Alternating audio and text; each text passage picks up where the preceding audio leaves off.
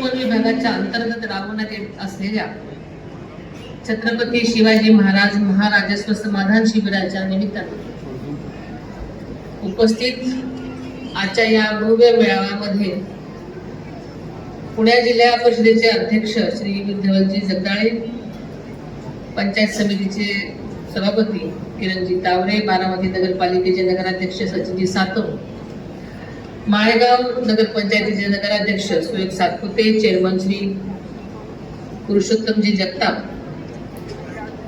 सौ शुभांगीता यादवने, श्री करणजी खलाटे, रोहिणीताई कदम, संध्याताई कोकरे, पल्लवीताई खेत्रे, श्यामलताई वाबळे, शुभांगीताई शिंदे, वैशालीताई कोकणे, श्री बाबा चोरवले, श्री जितेंद्र पवार, श्री दिग्विजय जगताप, श्री नितीनजी काकडे, राजश्रीताई टकले, आशाताई वायाळ, राजवर्धनदादा शिंदे, श्री सुनीलजी भगत, सरपंच श्री हेमंत गायकवाड, श्री जितेंद्र सपुंडे, श्री रंजन काका तावरे, श्री संभाजीनाना होळकर, श्री संदीप तात्या बांदल, श्री विनायकजी गावडे, श्री कुशलजी पडतरे, श्री रमेशजी देवकाते, श्री अविनाशजी गोपणे, श्री रणजित तावरे, श्री मदनदादा देवकाते, श्री पूर्णजी काकडे, ज्योतिताई लडकर, श्री केशव तांबे, श्री बाळासाहेब शिंदे, अरुणजी सकट, बाळासाहेब सोळसकर. या कार्यक्रमाचे आयोजक प्रांत अधिकारी श्री उत्तम दिघे साहेब व त्यांची संपूर्ण टीम, तसेच तहसीलदार श्री स्वप्नील रावडे, DSP श्री चैतन्य कदम, BDO श्री किशोर माने, कार्यकारी अभियंता श्री डुबल साहेब, MIDCचे RO श्री हनुमंत पाटील साहेब, श्री संजय घुमडे, API मोहिते साहेब, डॉक्टर मनोज कोमने, श्री मधुकरजी सुर्वे, श्री नामदेव काळे, श्री अंभोरे, श्री सचिनजी हाके, सचिव श्री भरत कोमणे, प्राचार्य देवकर, प्राचार्य हजारे, प्राचार्य सूर्यवंशी, तसेच तालुक्यातील सर्व सहकारी साखर कारखान्यांचे सन्माननीय संचालक, तालुक्यातील सर्व सहकारी संस्थांचे सन्माननीय आजी माजी सदस्य, दोन्ही नगरपालिकांचे सर्व सन्माननीय आजी माजी नगरसेवक, सर्व सरपंच, उपसरपंच, ग्रामपंचायतीचे सर्वच सदस्य, सर्वच उपस्थित असलेले लोकप्रतिनिधी, तालुक्यातील सर्वच प्रशासकीय विभागांचे अधिकारी, कर्मचारी, आशा आणि अंगणवाडी सेविका, तसेच महिला बचत गटांच्या सर्व सदस्य, सर्व सन्माननीय पत्रकार, सर्व मीडियाचे प्रतिनिधी आणि या ठिकाणी मोठ्या संख्येने उपस्थित जमलेल्या माझ्या सर्वच बंधू भगिनींनो आणि विद्यार्थी मित्रांनो, हिंदी स्वराज्याचे संस्थापक छत्रपती शिवाजी महाराज स्वराज्य रक्षक, छत्रपती संभाजी महाराज स्वराज्य जिजाऊ माँसाहेब, छत्रपती राजर्षी शाहू महाराज, क्रांतीसूर्य महात्मा ज्योतिराव फुले, महामानव डॉक्टर बाबासाहेब आंबेडकर, राजमाता पुण्यश्लोक अहिल्यादेवी होळकर, क्रांतीज्योती सावित्रीबाई फुले या महामानवांना मी सुरुवातीलाच अभिवादन करते. आपल्या सर्वांचेच श्रद्धास्नान श्री सोमेश्वराच्या चरणी नतमस्तक होते. आपल्या सगळ्यांनाच माहिती आहे की 22 जुलै हा दिवस आपल्या सर्वांसाठीच अत्यंत महत्त्वाचा आणि भावनिक असा आहे.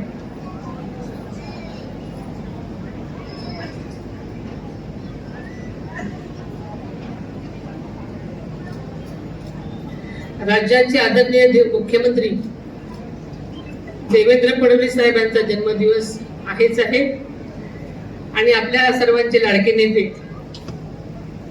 आदरणीय अजितदादांचे यांच्या जयंतीचं औचित्य साधून राज्यामधील प्रत्येक विधानसभा मतदारसंघामध्ये आणि महसूल विभागाच्या अंतर्गत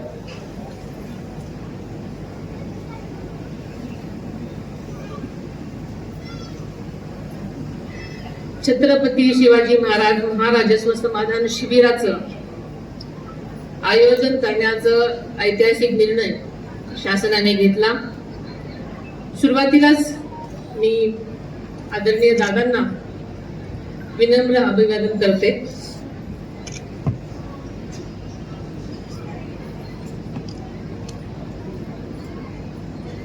आपण गेल्या अनेक वर्षापासून आदरणीय दादांचा वाढदिवस साजरा करत आलो होतो, परंतु यावर्षी त्यांची जयंती साजरी करावी लागेल असं कोणालाही वाटलं नाही.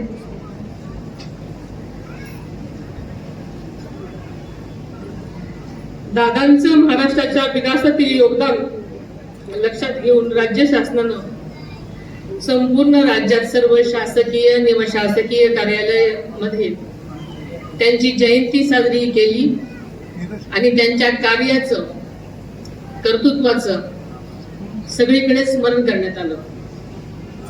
आणि शासनाच्या या निर्णयानुसार संपूर्ण राज्यभर छत्रपती शिवाजी महाराज महाराजेश्वर समाधान शिबिर आयोजित करण्यात येत असून आज इथं पात्र लाभार्थ्यांना अनेक योजनांचा लाभ या शिबिराच्या निमित्तानं देण्यात येत आहे.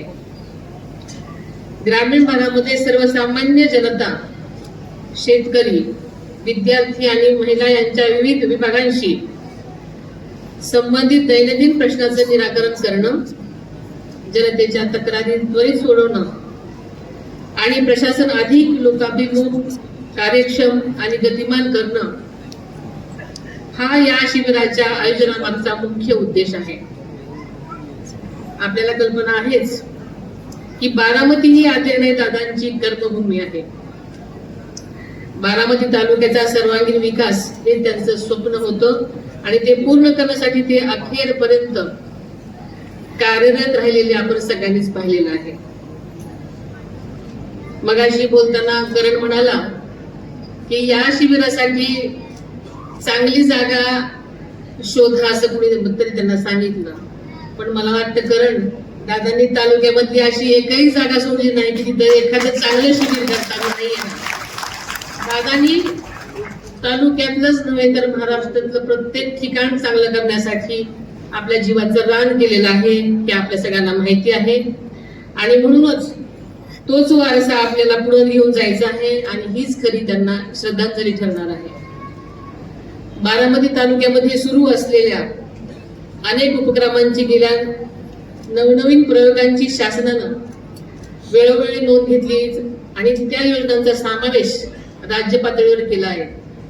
हे आपल्या सर्वांचं यश आहे म्हणायला हरकत नाही. म्हणूनच महसूल विभागाच्या माध्यमातून ग्रामीण भागातील नागरिकांच्या समस्या सोडवण्यासाठी आयोजित केलेले हे शिबिर निश्चितच कौतुकास्पद आहे. आणि आज या शिबिराला मिळालेला प्रतिसादही अत्यंत उल्लेखनीय आहे. आपल्या बारामती विधानसभा मतदारसंघामध्ये आदरणीय दादांच्या प्रयत्नामुळे आणि मार्गदर्शनानं सुमारे 18.88 कोटी रुपयांचा निधी आणून देत पाणंद रस्त्याचं जाळं मजबूत करण्याचं काम आज आपल्या ठिकाणी झालेलं आहे. त्यांच्या माध्यमातून शेतकऱ्यांना शेतात पेरणी, आंतरमशागत, कापणी आणि यंत्रसामग्री ज्ञान करण्यासाठी वर्षभर वापरता येतील असे पक्के पाणंद. पुण्यश्लोक अहिल्यादेवी होळकर कर्जमुक्ती योजनेची पहिली यादी सुद्धा 23 जुलैला प्रसिद्ध झालेली आहे. त्यामध्ये पुणे जिल्ह्यातील 61,900 शेतकऱ्यांना 523 कोटी 22 लाख रुपयांची कर्जमुक्तीचा लाभ सुद्धा देण्यात येत आहे. महसूल विभाग हा थेट सर्वसामान्यांच्या दैनंदिन जीवनाशी निगडीत विभाग आहे. शेतजमीन, सातबारा, फेरफार, वारसा नोंद, येणे परवानगी अशा अनेक बाबीमध्ये याचा समावेश होत असतो. या सर्व बाबींमध्ये पारदर्शकता, गती, न्याय हेच महायुती सरकारचं खरं ध्येय आहे.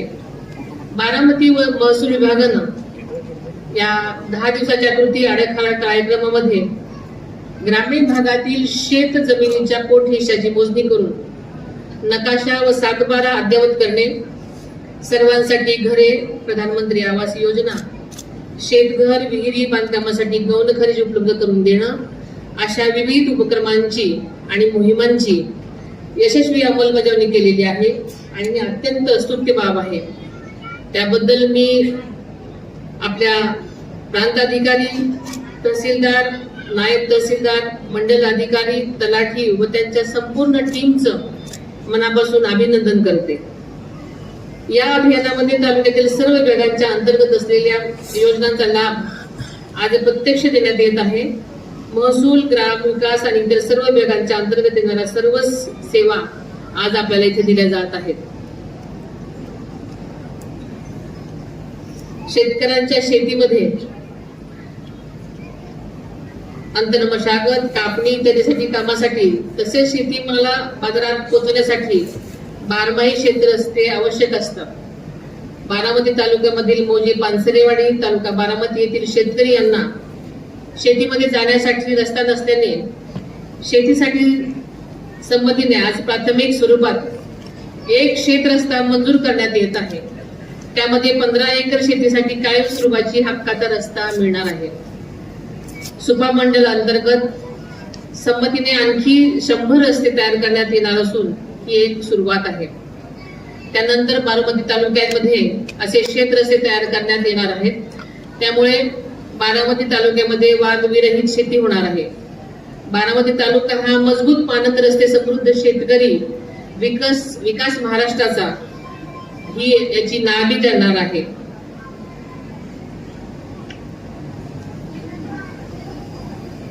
मला वाटतं आजच्या अशा शिबिरांमुळे लोकांना वारंवार शासकीय कार्यालयात येण्याची गरज भासणार नाही. प्रशासन घराघरात पोहोचेल आणि हीच खरी लोकाभिमुख प्रशासन प्रणाली आहे. आम्ही नेहमी सांगत असतो की शासन हे लोकांसाठी आहे. लोकांच्या तक्रारींचं निवारण करणं, त्यांच्या हक्काची पूर्तता करणं आणि त्यांना न्याय देणं हेच खरं प्रशासनाचं कर्तव्य आहे. कारण आजच्या या शिबिरामुळे महसूल प्रशासन अधिक पारदर्शक, गतिमान आणि लोकाभिमुख आणि नागरिक केंद्रित होईल असा मला विश्वास आहे. जाता जाता मला सांगायचंय, एक आनंदाची बातमी आहे की आज राष्ट्रीय आरोग्य अभियानाअंतर्गत बारामतीसाठी 30 खाटांचं क्रिटिकल केअर ब्लॉक मंजूर झाला आहे. त्यामुळे अत्यावश्यक रुग्णांसाठी मोठी सुविधा उपलब्ध होणार आहे. तसेच स्मार्ट विलेज व इंटेलिजन्स विलेज या योजनांमध्ये महाराष्ट्रामध्ये एकूण 75 गावांची निवड झाली असून त्यामध्ये 10 गावांचा समावेश एकट्या बारामती तालुक्यातील गावांचा आहे. हे केवळ आणि केवळ आदरणीय दादांच्या प्रयत्नामुळेच हे शक्य झालं आहे. आदरणीय अजितदादांच्या स्मृतीप्रित्यर्थ त्यांच्यावरील प्रेमापोटी आपल्या भागातील उद्योजक श्री आर्यन शिंदे यांनी वागळवाडी येथील आश्रमशाळेस आदरणीय दादांच्या नावानं इमारत उभारण्यासाठी जवळजवळ 50 लाख रुपये व ग्रामपंचायत वागळवाडी इमारत बांधण्यासाठी 25 लाख रुपयांची देणगी जाहीर केली आहे. काही कामानिमित्त आज ते बाहेरगावी आहेत, त्यांचे मी मनापासून अभिनंदन करते व आभार मानते. जिल्ह्यामध्ये समाधानकारक पाऊस पडला असून सर्व धरणे 100% भरले आहेत. सध्या निराळा कालव्यातून शेतीसाठी पाणी सुरू आहे. लवकरच जनाई सिंचाई या योजनेतून सुद्धा तालुक्यातील सर्व जलसाठे तलाव तातडीने भरण्याच्या सूचना मी संबंधित अधिकाऱ्यांना दिलेल्या आहेत.